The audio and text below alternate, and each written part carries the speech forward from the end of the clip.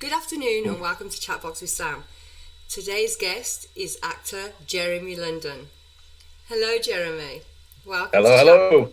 Hello, how are you? I'm well, thank you.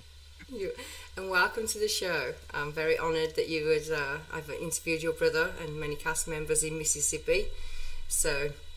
And I've seen you all over social media selling your pepper jelly. Is it pepper jelly? Yes, pepper Yes. jelly, yes, which I Yes. never knew anything about until we started our garden once COVID hit, and then and apparently it's a big deal here in Mississippi. So we make pepper jelly now. You do, and you have a YouTube channel, London's Most Wanted. We do London's Most Wanted, yes, and we have an Etsy shop as well at London's Most Wanted, and we sell the pepper jellies there along with different baked goods. So basically, I've become a granny. Well, I do love your garden, because I'm not really a meat eater and I love vegetables. So We I think grow a lot of our own stuff it's, when it's not freezing out. Yeah. right, it's cold right now in Mississippi, right? So, Very, very much so, yes. so I have a few questions to ask you, Jeremy. The first question is, if you're going to encourage the younger generation, what would be the main focus? To not watch the news Right. and focus on higher education. And if you're going to go to college and you're going to get a degree, get a business degree, because it's pretty much the most useful degree out there. Most of the people that I know that have degrees in anything other than business don't use them for that, unless you're going to be something specific like a doctor or a psychiatrist or something like that. Yeah. But yeah, business degree. That's awesome. So, how would you encourage the younger generation that were watching this and they wanted to become an actor? I would encourage kids, if they want to get into acting, to get into local theater, and see if it's something that they really want to pursue, and then pursue it for the right reasons, which is the love of the art and not to get famous and rich. 'Cause you're going to be doomed if that's the reason you go into it. You have to love it for the artistic value of it. And you do have an acting class yourself, an acting school. I have an acting school, yes, London Arts Acting Studio, and London Arts Acting School, and yeah, I do classes online over Zoom. We do group classes, but I also travel to 5 different states whenever there's no COVID. Yeah, exactly. So, Yeah. how would people contact you regarding that if they wanted to? I know you're on Twitter and Facebook and Instagram. Jeremy London's art page on Instagram, but I'm not on Instagram that much. Really, the best way to reach me is through Twitter, and I'm Sir Jeremy London on Twitter, and that's honestly the best way to reach me. Jeremy does have a great acting school because I've had friends that have Thank you. contacted him regarding that. And what better way to teach someone that's an actor from a young age himself? So hit him up for that.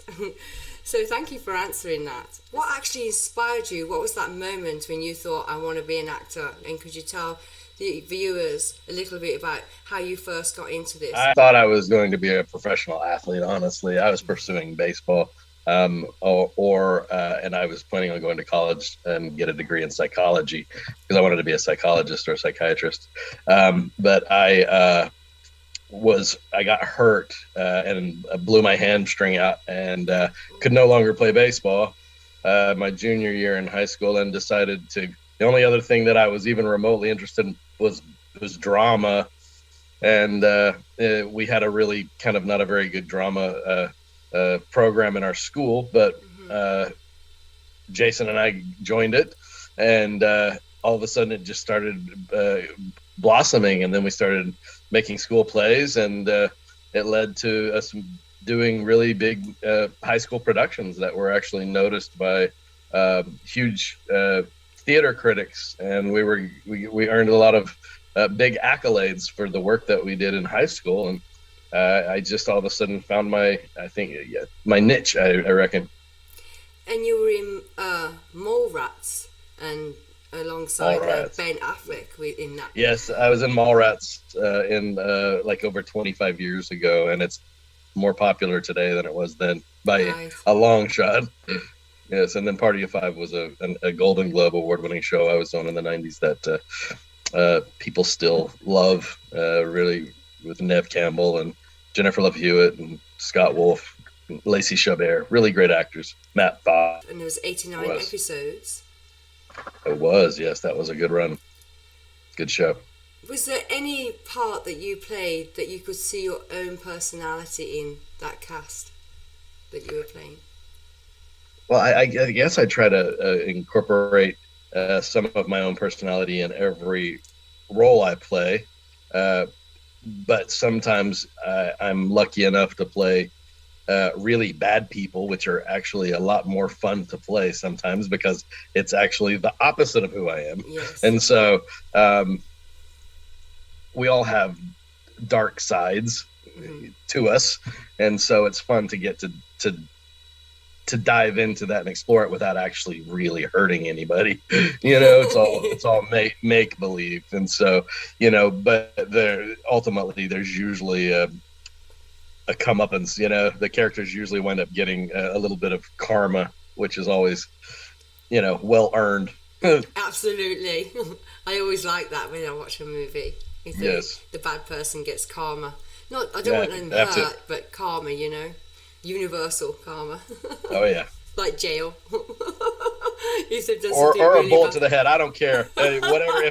If I'm playing a bad guy, I'll tell you, doing death scenes are fun. Getting shot, all that stuff, it's fun. I mean, we've got, I can just say Jason and I are getting ready to work with Mickey Rourke and Mena Suvari, and that we do not play good people. They're not. No, they're awful. It's going to be so much fun. I know. I think a lot of people are going to be very excited of seeing the twin brothers playing in a film together. Yeah, it's been such a long time. We've only done one movie together. It's called Branded. Branded. It's I believe you can find it on Amazon. It's actually a really, really good movie. And then Jason did one episode of Seventh Heaven when I was on that show. But besides that, we really haven't worked together. So this will be fun. Man in the Moon with Reese Witherspoon. It was the first movie we ever did when she was 13 years old. I was his, but I did a lot more than just his stunts. I was his photo double and stunt double, and I worked with the camera department, and I held the second boom mic. I worked with the sound department. I did so much on that movie, and it was sort of how we cut our teeth in the industry, and I wouldn't trade it for anything. Oh, that's awesome. Because I did watch his film Drop Dead Gorgeous. Oh, yes. Yes. And that was a fun movie.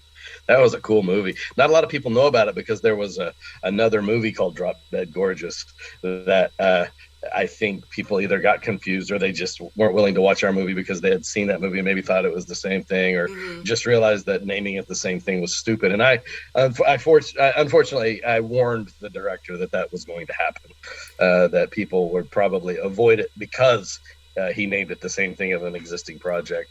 But he wouldn't listen to me. And but he learned his lesson on that. And by the time he contacted me like 10 years later and was like, I don't understand why the movie didn't do better. And I said, I'll tell you why the movie. It's because you didn't listen to me in the first place. You changed the damn name. I mean, you just thought that in the film industry, I mean, just throwing it out there because I'm new in the industry, not, so, like with music rights, you can't have the same like tune, and you can't have the same lyrics, and you can't have the same title. You just my understanding was that film. Yeah, my understanding was that you couldn't, but for some reason he just was not willing to listen or budge, and he shot himself in the foot. And I don't think he's made any movies since. And so, these are the things that the ego, your ego is not your amigo, and an ego, like Jason. Yeah, in an ego-driven business, it does more damage than good. The people do it all the time. They think that they know better. Yeah. They think that because of they think that it should be successful, that it's going to be successful, and that's not the way the universe works. So. No. I do have to ask, because I've never asked Jason this. So which one of you was born first, Jason or you? Do you know? Jason was born first. He was born 27 minutes before I was. Oh. So, well, you waited to make an appearance for 27 minutes. I did. It was cold. I didn't want to go out. That's awesome. I just had to throw that in there. Just, Yes. because always people ask that about twins, because twins are... Yep. they've He's got 27 minutes older than I am. Well, I just always said I had longer to cook. So Right.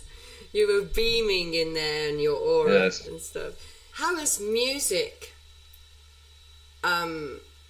influenced your life? By the way, I know about you playing guitar with your grandparents and around the fire and stuff. So I thought I'd hope you could share a little bit about that too. Well, Jason and I, our grandfather was in country bands and religious bands and stuff like that, and so it's in the blood. My dad was a musician, and we always watched him play the guitar and sing when we were younger. And so Jason and I started playing when we were 15, and we've never really looked back. Jason and I play together, and it's just something that I love. I mean, I do it for me. I've never really wanted to do it professionally because I know how cruel people can be anyway. But and I don't want it to be a job. I want it to be something that I always love. But I'm actually getting ready to incorporate being a musician into a movie that I'm doing in a couple of months called Open, where we actually have quite a few musical numbers in the movie. So I'll be singing and playing the guitar for the movie, and that'll be fun. Oh, and obviously you can't say too much about that at the moment because I can't. contracts. Yes, I can't. I understand. I can't squeeze it out of you yet, but I can about anything that's in post-production, right? Yeah, absolutely. I know you've got quite a few films that are in post-production right now. Yeah, the IMDb is somewhat misleading because that could mean that that could literally just be something that I shot 5 years ago that they're just now getting into, yeah. So it really doesn't mean that it's something that I'm currently doing or that I've done recently. But a lot of it is. I mean, I've stayed pretty busy, so it just depends on which credit it is. Yeah. Okay. Well, thank you for telling us all that because that can be misleading. We're all thinking all these things in post production. They're all movies that I did. They're all movies that I did. They just, people tend to think that making movies is easier than what it is, and getting movies financed is easier than what it is, and it's not. Right. And so getting a movie made is easier than selling a movie and getting a movie finished. Right. And so quite often we make the movie, and then the filmmakers, the producers and directors, it takes a while to finish them. Sometimes it's a second round of fundraising or a 10th round of fundraising, but these things take time, and they're far more complicated than people think they are. And that brings me to my next question, really, regarding the industry, how difficult it is to get the funding, but also how the industry got hit really hard too, as well as the rest of the world in COVID. So how do you feel about what transpired since COVID? You can be political or non-political or scientific. Well, I mean, that's a complicated question because there's so many different levels. We wouldn't have started our garden. We would not have started our pepper jelly and baking business and all of that kind of stuff. And so on the positive side, we have made the most of this time that we've been given, and the time that Leslie, my fiance, had off from work. We didn't just sit in the house and do nothing. We made something out of it. But at the same time, I had several movies lined up. I had a bunch of conventions lined up, and so financially, I was kind of set for the rest of the year. And then all of a sudden, it all went away. Right. And so when you think you have stability and progress, and it comes to a screeching halt, it becomes complicated. But we trudged through it and made our own way, and that's why we created other businesses and other outlets of income and used the time to grow rather than to stagnate or to become more indebted to bills and stuff like that we couldn't pay. Yeah. So we kept the wheels moving. But I think the big picture, the sort of big answer to this is that there has been a mask ripped off, pardon the pun, of especially what I'm seeing here in America, of stupidity and selfishness and conspiracy-minded nonsense, uh, an imbecilic behavior that I believe was sort of let out of the bag whenever Donald Trump became our president. And so it has been, I think, a cascading avalanche of nonsense that doesn't seem to be slowing down anytime soon. And it's been embarrassing, Right. honestly. As an American, I'm humiliated and embarrassed on behalf of our country. Well, I know politics always get involved. This is the Yep. first pandemic in our generations and decades. But And it should never be involved. yeah, I know, but they Politics do. should not be a part of a pandemic. Uh, Everybody caring for each other should be the only goal. 100%. 100%. And but that's why we had instead of uniting, we divided, because politics got involved with the scientists, and it should have been left to the scientists, and then 100%. and us unifying as one when so Yes. many losses occurred in New York and all over the world at first, and we should have been a unity and had compassion Yes. and empathy. It should for be a each other. unifying force. It should be a common enemy. It's as if we were, say, the world was being attacked by aliens. All of a sudden, the world would unite, and we would have a common enemy, and there wouldn't be this bizarre division that has been created. And I don't understand how a pandemic that is killing people hasn't become that, and it's sad.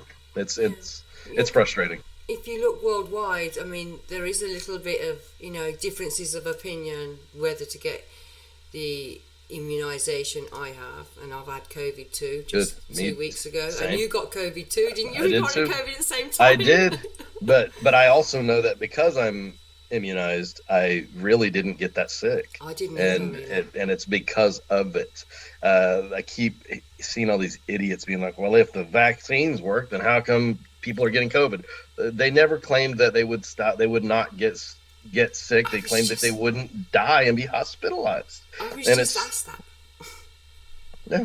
I Well, was- the way I see it at this point is that rather than waste my own energy on judging these morons, I am going to just sit back and watch them eat themselves, because it just eventually, maybe the cure for all of this is that enough of them will just die off.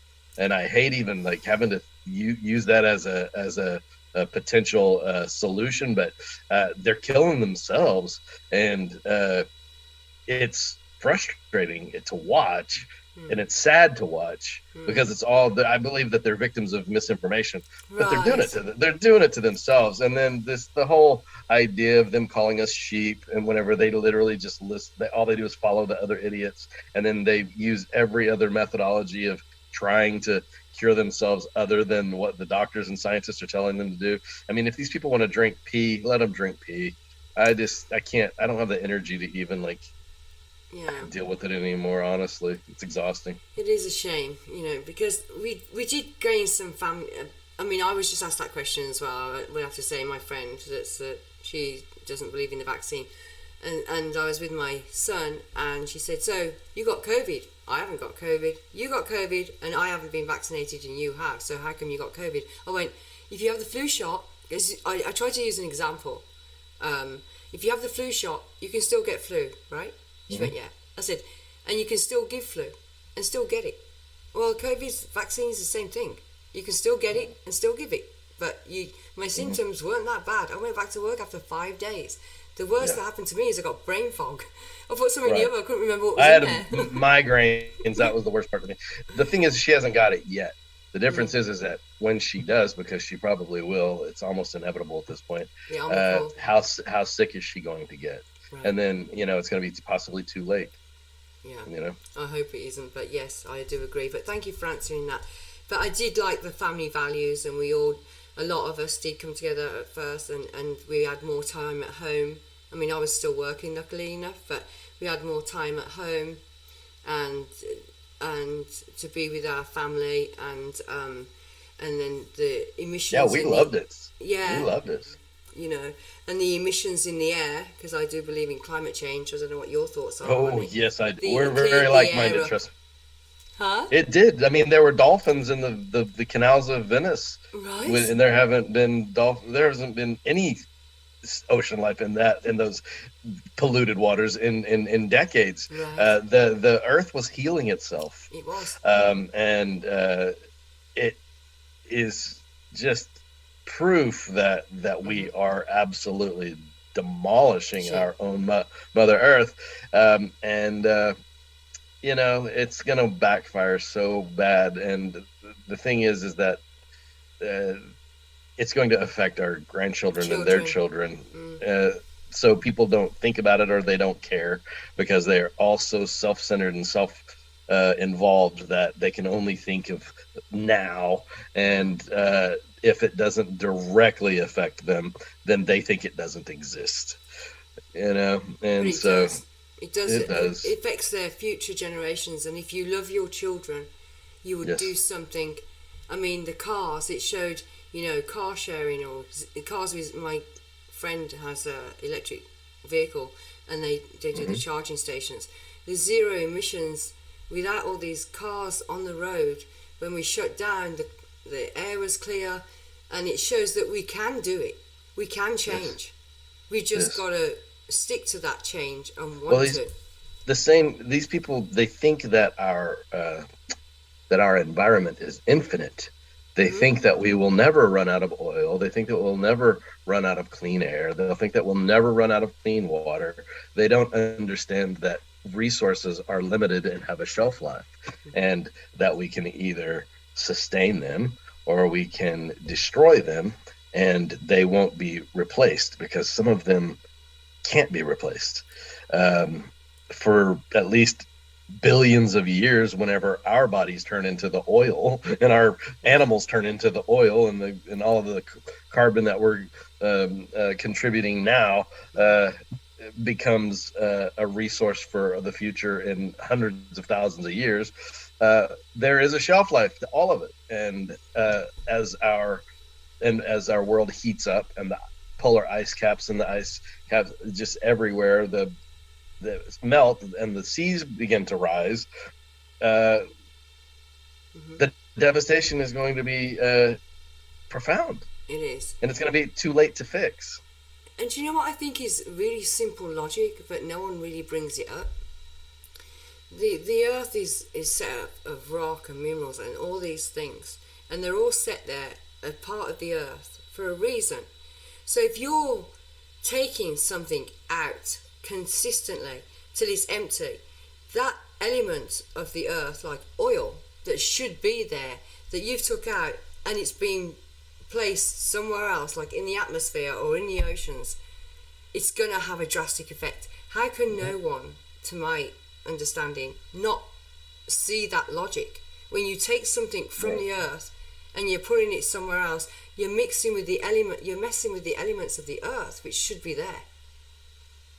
Well, you're messing with the earth itself is a living, breathing entity, and it's has all of these mechanisms that create our atmospheres and our environments, and keep our water clean, and keep the earth warm inside, and all of that stuff. And the truth is that even the core of the earth is cooling, and that in itself is a direct result of us pulling the blood out of the veins of the earth. Right. And that's going to affect the magnetism of the earth, and all of everything is going to be out of balance, and it's getting there.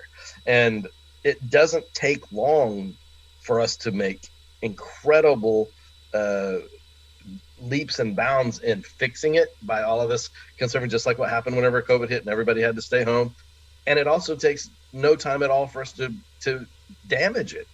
And unfortunately, we're damaging it second by second, hour by hour, and not really focused much on the healing process. And we're doing more damage exponentially and the healing, and so the healing's never going to be able to keep up. And they don't realise these people out there, like Mark Ruffalo and a few of the people that have been arrested for protesting the Keystone, they're trying to protect the earth and they're arrested for it. So that to me is diabolical. Yeah, I mean, it's because the people that are in power and make the money off of those, the abuse of the natural resources in the earth, have ultimate say and sway in who gets to benefit and who is going to be harmed by it, and they only see benefit for themselves without giving a damn about any harm to anybody else. And so it's easier for them to just say that it's non-existent than to actually do something about it, which is one of the reasons I love Bill Gates, because Bill Gates is actually putting his money where his mouth is and actually doing things to help the world.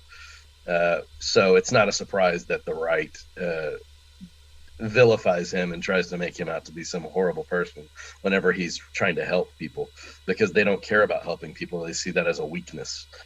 And once again, it's just sort of indicative of our decline in society.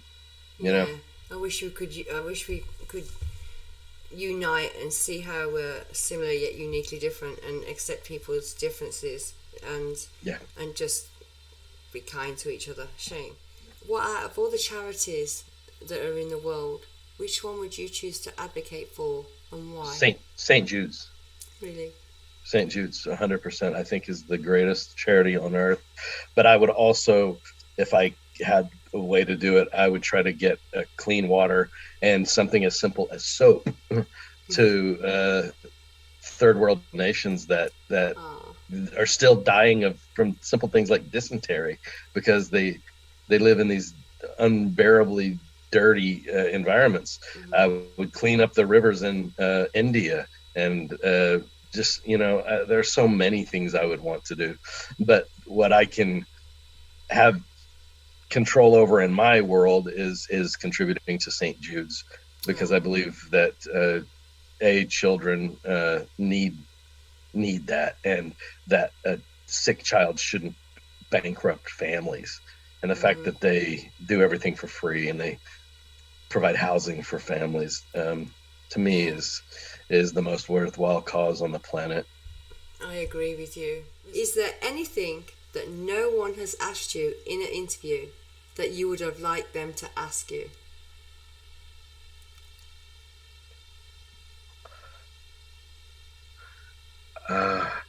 I don't know.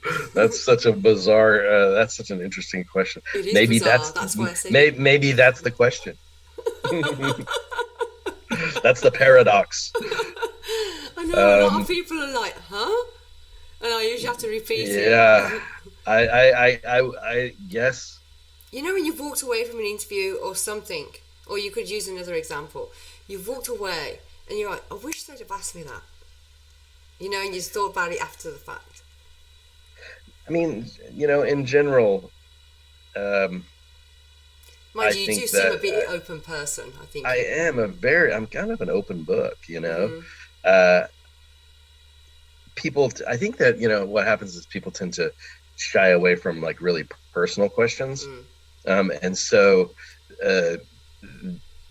I'm somebody that's perfectly willing to answer any personal question anybody wants to throw at me, because I am an open book, and I don't really have anything to hide, and so there's nothing for me that I think goes too far. I've been a relatively public person with trials and tribulations and all kinds of crazy crap that I've been through. I was married to some crazy women, and I've been through some crazy stuff. And, but it's all gotten me to where I am now. And I like me. I'm 100% sober. I'm a, grandfather now. I've got beautiful children and a beautiful woman in my life, and stability, and an acting school, and a production company that I'm a part of that we're getting ready to, we're making a feature film now, but we're getting ready to make a 6-part miniseries that I'm writing and going to be co-directing with my business partner, Tim Wall. Really? And so I'm getting to follow my dreams. I'm getting ready to work with some fantastic actors, and I've got films lined up for the better half of this year already, and conventions, and my life's good. That's awesome. Have you ever done any of the self tapes that they're doing now in the industry? Have you done any of them? All the time. Auditioning is only self-tape, so Yes. I mean, I've got one I'm supposed to be doing probably today that won't get done. So I I understand. I hate was it. helping a friend with a few I of them. hate it. I hate it. I despise auditioning. I do. I hate it. Yeah, it is not. I'm sure it's nerve wracking. I've never had It's to do it's a one. waste of time. 99% of the time, it's a waste of time. I mean, honestly, I haven't booked a movie off of an audition in decades. You know, Really? I get I get booked off of my reputation, and so I'm happy to Perfect. go with that. I'm happy to go with that. Yes, and I hope you enjoy the filming with Jason and Mickey Rourke. And Yeah, I do I'm sure. too. Yes, I'm sure it's going to be quite epic in Mississippi there. So it'll be It'll be an nice. adventure. It will be. It will be. Well, Jeremy, it was a pleasure to have you on Chatbox with Sam. I I know you've got a enjoyed it. busy day ahead of you I with do. stuff. I But do. is there anything last thing you'd like to say to the viewers, or? Just if anybody wants to try our pepper jelly or the baked goods that we make, find us on Etsy at London's Most Wanted. If you want me to teach you how to act, you can find me on Twitter at Sir Jeremy London, and join us on London Arts Acting School. And I don't know. I guess just treat people good, get vaccinated, and we'll all get through this. That's very good. I zoomed in on you. I I just saw put that. you there. I was like, boop. The last final word. I was supposed to do it, but I was enjoying the conversation that much that I forgot. Because It's usually I quite all switch people over, but I was really enjoying the conversation. good. It's been That's a good really, thing. it's been really nice. Yeah, it It's been a was. pleasure. So thank you so much, and you have a wonderful day with your Thank you, family and Samantha. You guys Leslie. tune into Chatbox with Sam. Oh, thank you. Tune It's into we're Jeremy's playing. YouTube channel too, and Yeah, watch him on London's Most Twitter. Wanted. Yes, I've got me cooking meals on there and playing music and all kinds of stuff. We're putting together some fun stuff for that. So we're going to say goodbye to Jeremy London and his many talents. Look him up. Good night, darling. Thanks, Thank you Sam. very much. Thank you. Take care.